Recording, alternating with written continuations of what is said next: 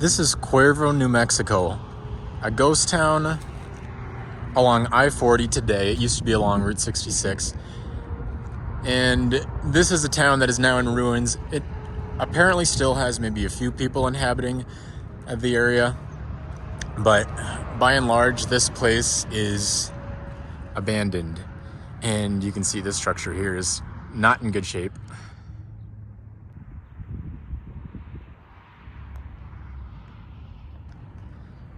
Cuervo was a railroad town. It was founded in 1901 and built up. When the railroad came through, it served ranchers and railroad workers and other folks of that nature.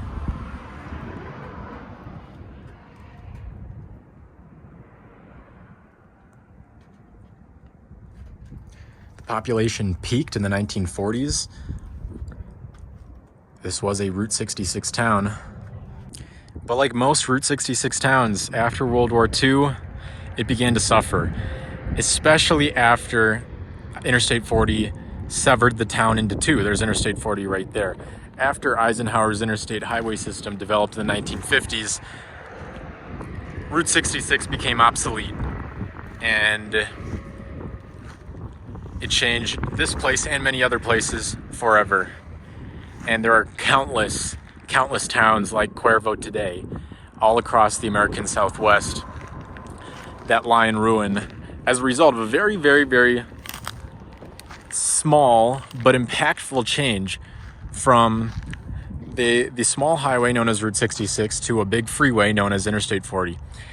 So Cuervo, I believe, means raven in Spanish. So this town, I guess, means raven.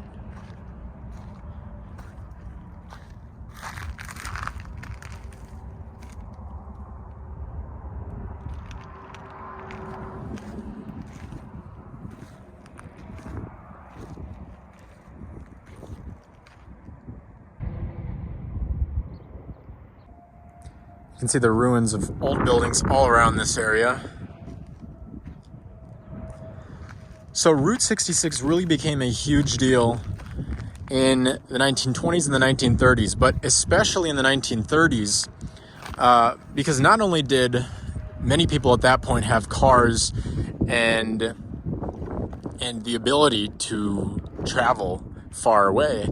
Of course, that was during the Great Depression, but it actually, because it was the Great Depression and because it was also the Dust Bowl, that initiated a lot of migration because people were desperate. So a lot of people that had settled the Southern Plains, namely Oklahoma, during the land runs, they settled and they realized, wow, this is a difficult place, and it's more difficult than we thought because we're plowing the earth. We settled in a time when it was wetter than usual, and now historic drought has arrived. Now historic drought has arrived and the earth is gone. Dust storms and locusts and all of those things, they drove them out. And so, especially the people from Oklahoma, the people that settled Oklahoma to try to farm their land, which is a difficult land to farm. They don't really do much farming. They still farm in Oklahoma today, although you have modern irrigation. It's a lot of just cattle ranching. But anyway, so the people from Oklahoma left Oklahoma. A lot of people in Oklahoma left Oklahoma, and they were known as Okies, and they were kind of disparaged. They were disparaged in the sense that they were refugees and migrants, and they were dirty and they were poor. And what they did was they went to California to seek a better life. And so a lot of Okies, people from Oklahoma, fleeing Oklahoma during the Dust Bowl, they drove the only road to get to California, basically, the only highway, Route 66. So they became refugees in California, and it worked out better than it did in Oklahoma for many of them. But you can actually read a pretty good story. It's fictional, but it's historical fiction, of refugees from Oklahoma during the Dust Bowl in a book called The Grapes of Wrath, and it's actually a pretty good book. I would recommend it. I think it's written by John Steinbeck.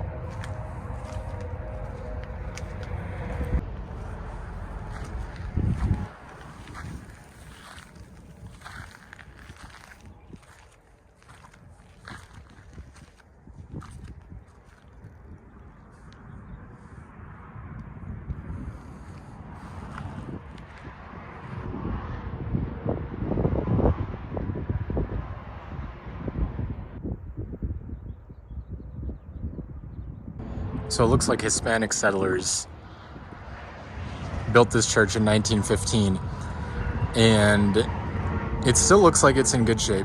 The door looks like it's in good shape. I'm hoping that this is to ring the bell, if there's a bell, because the alternative is much darker. All right. Let's see what else we can see.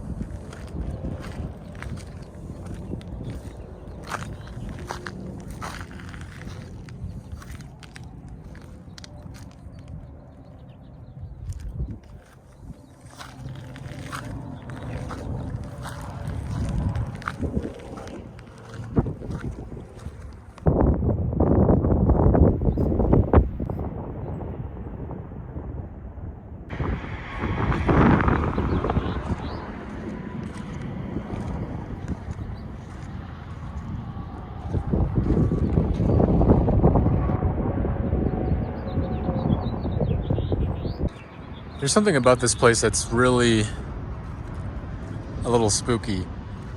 Like, some of the buildings, like this one, they have a sensible amount of deterioration, but there's other buildings that are just completely in shambles and like missing. And so you would think that somebody intentionally did something to them. Because whether they took the stone to build their own thing or what, I don't know. But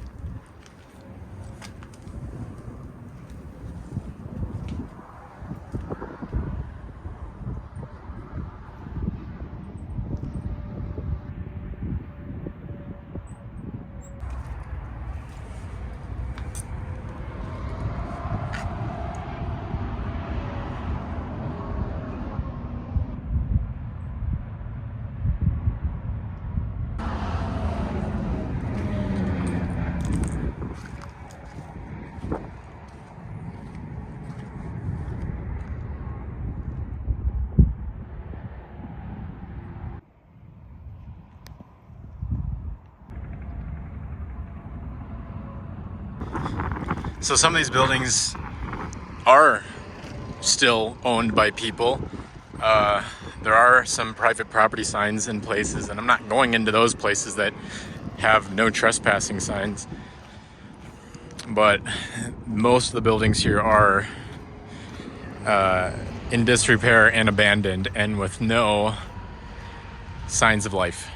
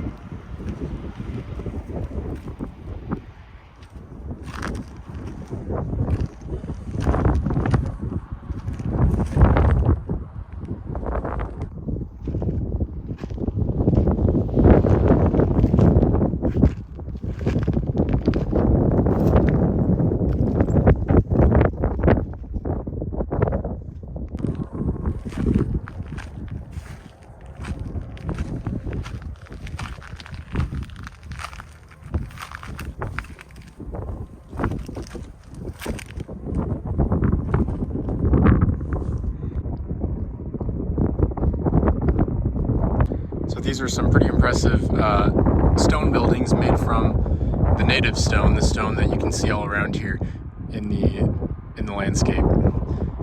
I should say that we are in eastern New Mexico.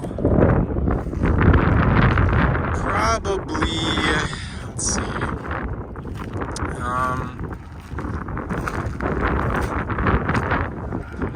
maybe like almost halfway between Albuquerque and the Texas border. Probably a little closer to the Texas border though. It's a couple hours east of Albuquerque on Interstate 40. Alright, so that was Cuervo, New Mexico. It's a ghost town. It was a railroad town, a ranching town, a Route 66 town, and now a nothing town. It's just rotting on the sides of the interstate.